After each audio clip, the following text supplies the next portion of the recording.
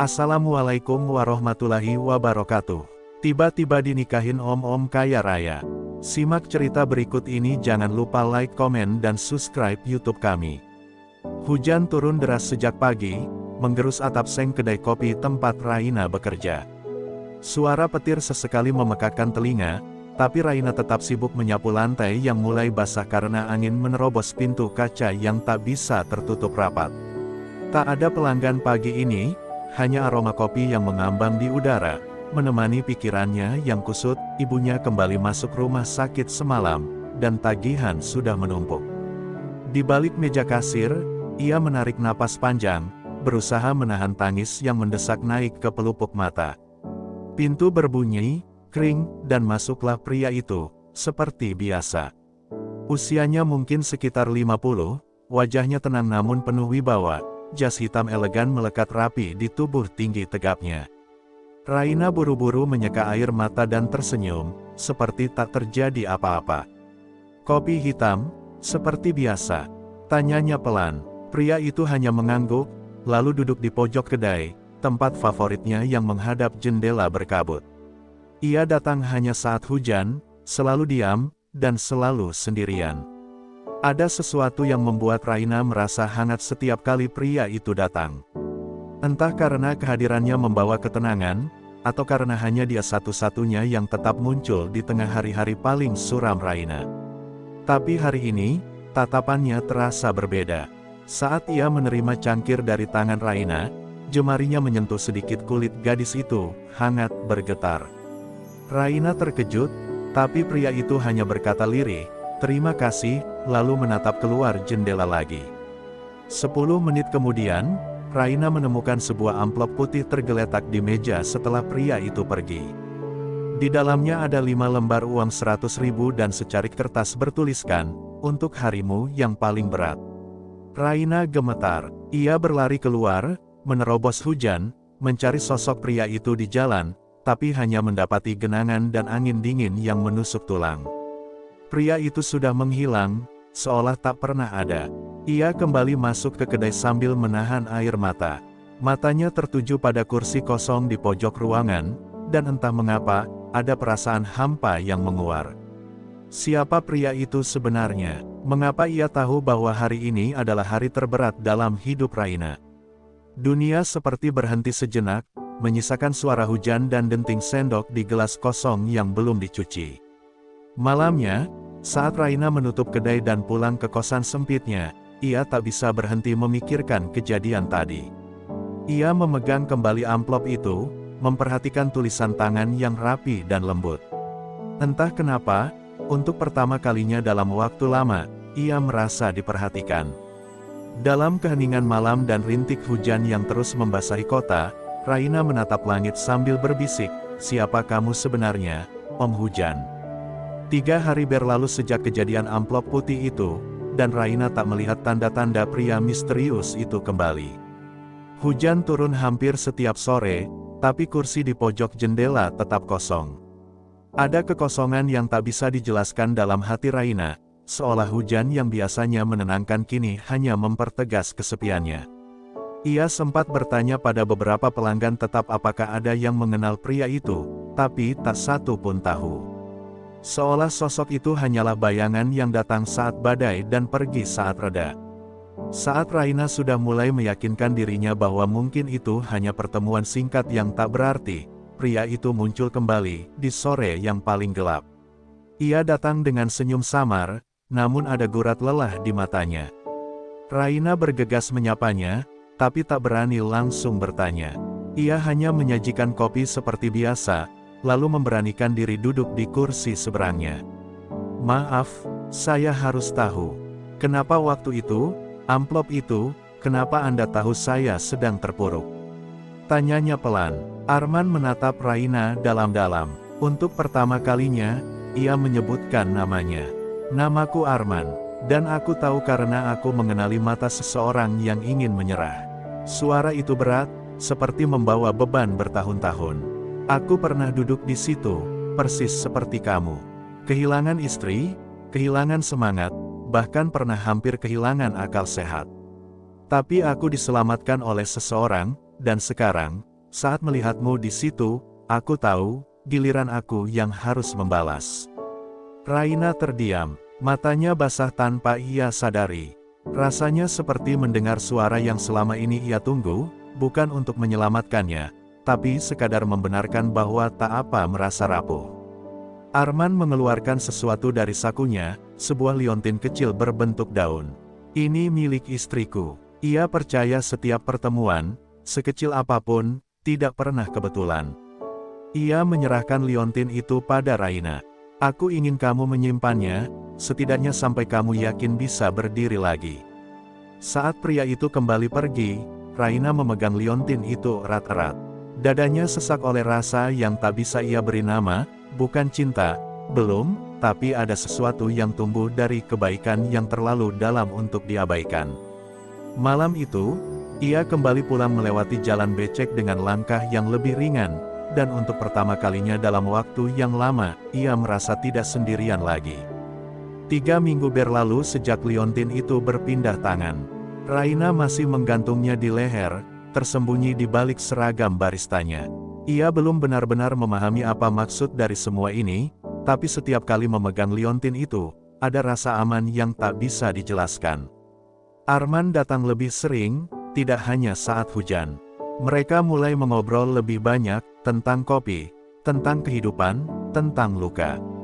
Perlahan, Raina merasa seperti sedang dituntun keluar dari terowongan gelap yang selama ini ia tempuh sendirian. Satu sore yang tenang, Arman datang dengan setelan abu-abu muda dan raut wajah berbeda. Kali ini ia tak langsung memesan kopi. Ia berdiri di depan meja kasir, mengulurkan sebuah map hitam. Aku tahu ini mendadak, katanya pelan, tapi aku sedang butuh asisten pribadi. Seseorang yang kupercaya, seseorang sepertimu. Raina terdiam, tawaran itu begitu asing di telinganya, seperti dunia lain yang tak seharusnya ia masuki. Ia hampir tertawa, bagaimana mungkin seorang barista biasa menjadi asisten pengusaha sukses. Namun tatapan Arman sungguh-sungguh, dan kata-katanya lembut. Ini bukan soal pekerjaan, ini soal memberimu pilihan untuk melihat dirimu dari sisi yang belum pernah kamu lihat. Hati Raina berdebar, ia melihat gaji yang tertulis dalam surat kontrak itu, jumlah yang bahkan tidak pernah ia impikan. Tapi ia juga melihat keraguan dalam dirinya sendiri. Apakah ini nyata, atau hanya ilusi manis yang akan menghilang begitu saja seperti kabut pagi? Ia pulang malam itu dengan map hitam di tangan dan kepala penuh kebingungan. Ibunya di rumah sakit masih butuh banyak biaya. Gajinya sebagai barista tak cukup, bahkan untuk obat sebulan. Tapi lebih dari itu, ada suara kecil di hatinya yang mulai bertanya, kenapa aku? Kenapa dia begitu peduli padaku? Di tengah gelapnya kamar kos yang sempit, Raina menatap langit-langit dan bertanya pada dirinya sendiri, apakah ini awal dari sesuatu, atau ujian yang datang dengan wajah yang berbeda? Pagi berikutnya, Raina berdiri di depan cermin. Ia mengenakan pakaian paling rapi yang ia punya, kemeja putih yang disetrika seadanya, celana panjang yang sudah mulai pudar warnanya. Ia menggenggam liontin di lehernya erat-erat, menarik napas panjang, lalu tersenyum tipis. Baiklah, Om Arman, aku akan mencoba. Dalam hatinya masih banyak keraguan, tapi untuk pertama kalinya, ia memilih membuka pintu, menuju dunia yang belum pernah ia sentuh, bersama seseorang yang tak pernah ia duga. Hari pertama Raina bekerja di kantor Arman terasa seperti mimpi yang belum selesai. Gedung tinggi dengan kaca-kaca berkilau itu membuatnya merasa kecil, seperti gadis asing yang tersesat di negeri para raksasa. Namun begitu Arman muncul di lobi dengan senyuman hangat, seluruh ketakutannya mereda. Ia memperkenalkan Raina sebagai asisten pribadi yang sangat ia percaya, di depan seluruh staf, membuat semua mata tertuju pada gadis sederhana itu. Raina hanya bisa tersenyum kikuk, menahan degup jantung yang nyaris tak tertahankan. Hari-hari berikutnya penuh kejutan. Tugas-tugas Raina tidak hanya soal jadwal dan dokumen, tapi juga menemani Arman ke pertemuan bisnis, menyiapkan makanan sehat untuknya, bahkan sekadar mendengar saat Arman bercerita tentang kenangan bersama mendiang istrinya. Meski dunia baru ini mewah dan nyaman, Raina seringkali merasa terhimpit oleh rasa tak layak. Ia masih bingung, mengapa pria seberkelas Arman mau mendekatkan diri dengan perempuan biasa yang hidupnya penuh luka. Suatu malam, setelah rapat panjang yang melelahkan, Arman mengajak Raina makan malam di restoran bintang 5. Di sana, dalam suasana temaram dan alunan musik piano lembut, Arman menatapnya dengan mata yang berbeda, mata yang menyimpan sesuatu yang tak pernah Raina lihat sebelumnya. "Raina," katanya pelan, "kau membuat aku mengingat bagaimana rasanya hidup lagi." Kata-kata itu jatuh perlahan, namun menghantam hati Raina seperti gelombang yang datang tiba-tiba. Ia tercekat. Di antara lampu-lampu kristal dan pelayan yang membungkuk sopan, Raina merasa seperti hanyut di tengah laut, tanpa tahu kemana harus berenang.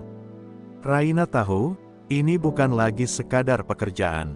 Ada sesuatu yang tumbuh diam-diam, dari percakapan-percakapan kecil, dari perhatian yang tidak diminta, dari kebersamaan yang tak pernah direncanakan. Tapi bersamaan dengan itu, ketakutan juga ikut tumbuh. Apa yang akan orang-orang pikirkan? Apakah ini benar atau hanya fatamorgana dari keputusasaan yang lama? Dan yang lebih menyesakkan, apakah ia pantas menerima semua ini, setelah hidup begitu lama dalam bayang-bayang kekurangan? Malam itu, saat ia pulang dan membuka pintu kamar kosnya yang sempit, semua kemewahan hari itu terasa seperti ilusi yang tertinggal di luar sana. Ia duduk di ranjang tua yang berderit, membuka liontin daun yang masih tergantung di lehernya, dan membiarkan air mata jatuh tanpa suara.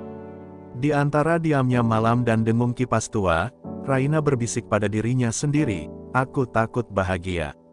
Karena aku tak tahu apakah bahagia ini akan tinggal, atau justru pergi seperti semua yang pernah singgah."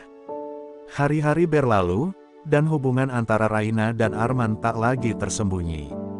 Tatapan lembut, percakapan yang hanya dimengerti oleh mereka berdua, dan perhatian Arman yang tak lagi bisa disamarkan mulai menjadi bisik-bisik di antara para pegawai.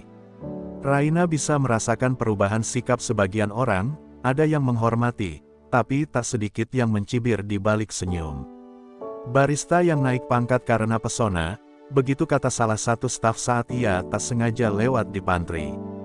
Ucapan itu menamparkan harga dirinya, dan untuk pertama kalinya sejak masuk ke dunia Arman, Raina merasa ingin lari. Arman melihat perubahan itu. Suatu malam, di balkon apartemen penthouse-nya yang menghadap gemerlap kota, ia mendekati Raina yang sedang diam memandangi lampu-lampu jauh. "Kau menyesal?" tanyanya pelan. Raina menatapnya dengan mata yang letih. "Aku hanya lelah membuktikan bahwa aku bukan hanya gadis yang kau tolong." Suara Raina pecah di akhir kalimat. Arman memegang tangannya erat, hangat dan kokoh. "Kau tidak perlu membuktikan apapun. Kau istimewa karena siapa dirimu, bukan karena aku memilihmu." Raina ingin percaya, tapi dunia tidak sebaik itu. Malam itu, ibunya menelepon. Suaranya bergetar. "Nak, tadi ada tetangga yang bilang kamu digoda om-om kaya. Kamu benar kerja kantoran, kan?" Hati Raina remuk. Ia tak bisa menjelaskan tanpa terdengar seperti seseorang yang menjual harga diri demi kenyamanan. Dan saat Arman tahu tentang itu, ia hanya menatap Raina dengan pilu, lalu memeluknya tanpa kata. Mereka berdiri dalam diam, dua jiwa yang saling menemukan, tapi masih terjebak di antara penilaian dan prasangka dunia. Beberapa hari kemudian, di sebuah acara kantor yang dihadiri banyak kolega penting, Arman mengambil mikrofon di tengah pidato. Suaranya mantap, tapi matanya menatap langsung ke arah Raina. "Di antara semua keberhasilan saya, satu hal paling berani yang pernah saya lakukan, adalah membuka hati kembali, dan percaya bahwa cinta bisa datang dari tempat yang paling tak terduga." Ia lalu memanggil nama Raina, membuat ruangan hening. "Dan aku tidak malu mencintainya." Semua mata tertuju pada Raina yang terpaku di tempat duduknya, dengan mata berkaca-kaca dan dada berdebar seperti drum perang. Raina berdiri perlahan, berjalan ke panggung diiringi tepuk tangan ragu-ragu yang akhirnya berubah menjadi sorakan hangat. Ia menatap Arman yang berdiri di hadapannya, dan untuk pertama kalinya, ia berkata di depan semua orang, "Aku tidak tahu apakah aku pantas menerima semua ini. Tapi kalau cinta adalah keberanian, maka aku ingin berani untuk mencintaimu, bukan karena siapa kamu, tapi karena siapa aku saat bersamamu. Di tengah kilatan kamera dan isak haru, dua hati yang dipertemukan oleh hujan akhirnya tak lagi bersembunyi. Mereka memilih berdiri, meski dunia tidak siap menerima cinta yang tidak biasa. Setelah pengakuan cinta Arman di depan umum, kehidupan Raina berubah drastis. Ia tak lagi hanya sekadar asisten pribadi, tapi juga menjadi pusat perhatian media dan publik. Foto-fotonya bersama Arman tersebar di media sosial, lengkap dengan judul yang bombastis, "Gadis biasa taklukkan hati miliarder sepuh." Di balik senyum manis dan kemewahan yang kini mengelilinginya, ada badai yang mulai tumbuh di dalam hati Raina, badai yang berasal dari masa lalu yang belum selesai. Ia mulai merasa seperti hidup dalam dunia yang bukan miliknya, seolah hanya menumpang bahagia pada hidup seseorang. Ketegangan itu meledak ketika suatu malam Arman mengajaknya makan malam bersama anak semata wayangnya dari pernikahan sebelumnya, Davin, lelaki seusia Raina, dingin, penuh tatapan sinis. Sejak awal makan malam, Davin tak berusaha menyembunyikan ketidaksukaannya. "Jadi ini gadis yang berhasil membuat ayah lupa sama keluarga sendiri," ucapnya dengan nada datar. Raina tercekat, sementara Arman mencoba menengahi, tapi luka di mata anaknya sudah terlalu dalam untuk dijangkau. Makan malam itu berakhir dengan keheningan yang menyiksa, dan Raina pulang dengan dada yang berat. Hari-hari setelah itu, Raina mulai menjaga jarak. Ia datang ke kantor seperti biasa, tapi tak lagi menyambut Arman dengan tawa. Ia kembali banyak diam, menyibukkan diri dengan pekerjaan, dan menghindari kontak mata. Arman, meski bisa merasakannya, tak memaksa. Namun suatu malam, saat mereka kembali berdiri di balkon apartemen yang sunyi, ia akhirnya bertanya, "Kau ingin pergi, ya?" Raina tidak menjawab, air matanya menjawab lebih dulu. "Aku tak ingin jadi alasan keluargamu berantakan," bisiknya patah. Arman memeluknya, tapi kali ini pelukannya terasa seperti permintaan maaf. "Kau bukan perusak, kau justru satu-satunya hal yang membuat aku merasa hidup. Tapi aku tak bisa memaksamu tinggal di tempat yang terus menyakitimu." Dan saat itu, Raina menyadari, cinta saja tidak cukup jika luka lama terus dihidupkan ulang oleh dunia yang tak berhenti menghakimi. Malam itu, ia memutuskan untuk pergi, bukan karena tak mencintai, tapi karena ingin mencintai dirinya sendiri. Yang mulai tenggelam dalam segala konflik ini, ia menuliskan surat, meletakkannya di meja kerja Arman. "Maaf, aku harus menjauh, untuk menyembuhkan diriku, dan mungkin juga keluargamu. Jika memang cinta ini nyata, mungkin waktu akan menemukan jalan untuk menyatukan kita lagi." Lalu ia pergi, tanpa liontin, tanpa kata perpisahan. Hanya langkah kaki yang membawa luka lama kembali ke tempat asalnya, kesunyian. 6 bulan berlalu sejak Raina menghilang dari hidup Arman. Tak ada pesan, tak ada kabar. Ia kembali bekerja di sebuah kedai kopi kecil di pinggiran kota, jauh dari sorotan media dan dunia glamor yang dulu mengelilinginya. Setiap hari, ia menyibukkan diri dengan cangkir-cangkir kopi dan senyum sopan pada pelanggan, seolah mencoba melupakan babak hidup yang pernah ia tempuh. Tapi tiap kali langit mendung dan hujan turun, Raina kembali mengingat balkon itu, dan tatapan mata Arman yang terakhir kali ia lihat penuh kehilangan. Sementara itu, Arman berubah. Pria yang dulu tampak kuat dan tak tergoyahkan, kini kerap termenung di ruang kerjanya yang sunyi. Ia tetap menjalankan perusahaannya, tetap dihormati dan disegani, tapi jiwanya tak lagi utuh. Ia menyimpan liontin daun Raina dalam laci meja, tak pernah menyentuhnya, tak sanggup. Hubungannya dengan Davin membaik, perlahan.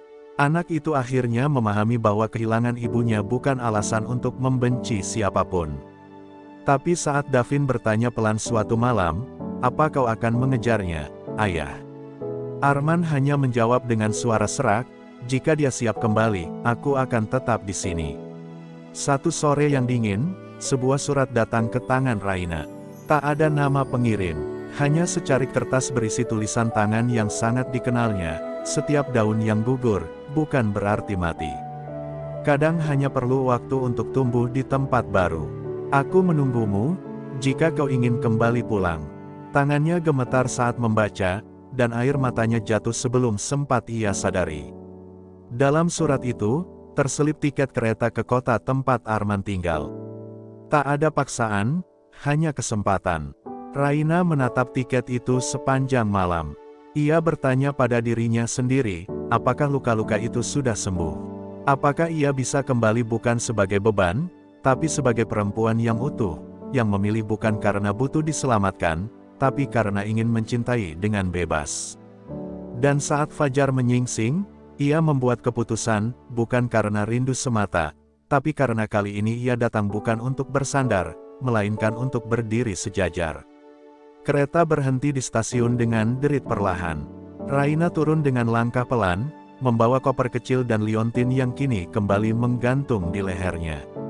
Di ujung peron, berdiri Arman, tak banyak berubah, tapi sorot matanya langsung bersinar saat melihatnya. Mereka saling menatap, tak ada kata yang diucapkan. Tapi saat Raina berjalan mendekat dan memeluknya tanpa ragu, keduanya tahu, cinta ini bukan cinta yang lahir dari kasihan, bukan pula dari pelarian. Ini adalah cinta yang telah melewati ujian waktu, luka, dan jarak, dan tetap memilih untuk kembali pulang. Setelah pertemuan di stasiun itu, Raina dan Arman memulai kembali, bukan dari nol, tapi dari tempat mereka berhenti dengan hati yang lebih dewasa. Raina tak lagi menjadi asisten, melainkan partner sejajar dalam hidup Arman. Ia memilih untuk tetap bekerja di luar dunia bisnis kekasihnya, menjaga identitas dan kemandiriannya yang selama ini ia perjuangkan. Namun bukan berarti hidup mereka kini mulus. Masa lalu tak pernah benar-benar hilang, ia hanya tertidur, dan bisa bangkit kapan saja. Dan memang, kabar kembalinya Raina ke sisi Arman kembali memicu sensasi media dan komentar sinis dari mereka yang tak pernah benar-benar mengerti. Yang paling sulit bagi Raina adalah menghadapi dirinya sendiri. Ada hari-hari di mana ia masih merasa tak layak, ada malam-malam di mana ia menangis diam-diam, takut cinta ini hanya akan membawanya pada kehilangan lain. Tapi Arman selalu ada. Ia tak lagi mencoba menyelamatkan Raina, ia belajar untuk mendampingi. Kita bukan dua orang sempurna, katanya suatu malam saat hujan mengguyur jendela apartemen, tapi mungkin kita bisa saling menambal robekan masing-masing. Kata-kata itu menjadi pengingat bahwa cinta bukan soal pelarian, tapi keberanian memilih bertahan bersama. Namun badai kembali datang, kali ini dari perusahaan Arman sendiri. Sebuah skandal keuangan melibatkan orang kepercayaannya, dan nama Arman ikut tercoreng. Media kembali menggila, dan kali ini serangan tak hanya menyasar dirinya, tapi juga Raina. Perempuan pembawa sial, cinta yang menghancurkan kerajaan bisnis. Judul-judul kejam itu kembali menghantam. Raina sempat ingin pergi lagi, bukan karena takut, tapi karena tak ingin menjadi titik rapuh dalam hidup Arman. Tapi sebelum ia sempat mengemas apapun, Arman berdiri di pintu dan berkata, "Jika kau pergi sekarang, kau mengingkari seluruh perjalanan kita." Malam itu, mereka duduk di lantai ruang tamu, tanpa lampu mewah, tanpa gaun indah. Hanya dua manusia yang saling menatap dalam gelap. Raina menggenggam tangan Arman dan berkata, "Kalau aku harus dicaci dunia demi bersamamu, maka biarlah. Karena kali ini, aku tidak akan lari." Untuk pertama kalinya, mereka memilih untuk diam bersama dalam badai, bukannya saling menyelamatkan atau menghindar. Dan justru dalam diam itulah, mereka tahu, cinta yang bertahan bukan yang paling indah, tapi yang paling setia meski berkali-kali terluka. Hari berganti minggu, badai mulai reda. Skandal terbukti bukan kesalahan Arman. Nama mereka perlahan dibersihkan, tapi bukan itu yang terpenting. Yang terpenting adalah kenyataan bahwa mereka tak menyerah satu sama lain ketika dunia memaksa mereka menyerah. Mereka tetap memilih berdiri, bersama, berpegangan, tak lagi terpisah oleh keraguan. Dan kini, setiap hujan yang turun tak lagi membawa kenangan pahit, melainkan jadi pengingat bahwa dari awal pun cinta mereka lahir dalam badai. Beberapa tahun kemudian, dunia sudah berubah. Raina kini dikenal bukan hanya sebagai pasangan seorang miliarder, tapi juga sebagai pendiri yayasan untuk perempuan muda yang ingin mandiri secara finansial. Pengalamannya yang pahit dijadikannya batu pijakan untuk menguatkan perempuan lain. Di setiap seminar yang ia isi, ia tak pernah menyebut nama Arman secara langsung. Tapi dalam setiap kata, terdengar jelas bahwa cinta sejati itu tidak datang untuk menyelamatkan, melainkan tumbuh bersama dalam luka dan cahaya. Arman, yang sempat hampir kehilangan segalanya, menemukan bahwa kekuatan sejati bukan dari kekayaan, tapi dari kemampuan untuk tetap mencintai meski diuji habis-habisan. Ia tak lagi seambisi dulu. Kini, kebahagiaannya adalah pulang ke rumah, melihat Raina menyiram tanaman kecil di balkon, dan mengingat hari-hari ketika mereka hanya punya satu sama lain dan keyakinan kecil bahwa semuanya akan baik-baik saja. Davin pun perlahan menerima Raina sebagai bagian dari hidup mereka. Tidak ada pelukan dramatis, tidak ada air mata. Hanya keheningan yang hangat saat mereka makan malam bersama, dan senyum tipis saat Raina menyajikan masakan yang mulai ia pelajari demi membuat rumah itu terasa lebih hidup. Kebersamaan mereka kini bukan lagi pencapaian, melainkan proses yang terus diperjuangkan setiap hari. Di perayaan ulang tahun Raina yang ke-30, Arman memberinya sesuatu yang sederhana, sebuah surat tulisan tangan dan liontin daun baru, kali ini dari emas putih. Untuk perempuan yang mengajarkanku bahwa pulang bukan soal tempat, tapi tentang siapa yang menunggu. Raina memeluknya erat, menyadari bahwa semua luka yang dulu ia tangisi kini menjelma jadi jalan menuju bahagianya hari ini. Dan begitulah, cinta mereka tidak selalu manis. Tapi justru dalam pahit dan retak-retaknya, mereka menemukan bahwa cinta sejati bukan tentang sempurna, tapi tentang memilih satu sama lain, setiap hari, meski dunia berubah. Terima kasih yang sebesar-besarnya untuk kalian semua, para penonton setia di channel YouTube ini. Kalian luar biasa. Terima kasih telah mengikuti kisah cinta Raina dan Arman hingga akhir, dari bab pertama hingga lembar penutup ini. Tanpa kalian, kisah ini tak akan bermakna sebesar ini. Semoga kisah ini bisa menjadi pengingat bahwa cinta sejati bukan hanya tentang kebahagiaan, tapi tentang perjuangan, keberanian, dan kesetiaan. Dan untuk kamu yang sedang menanti cinta atau sedang memperjuangkannya, jangan menyerah. Yang tulus akan selalu menemukan jalannya.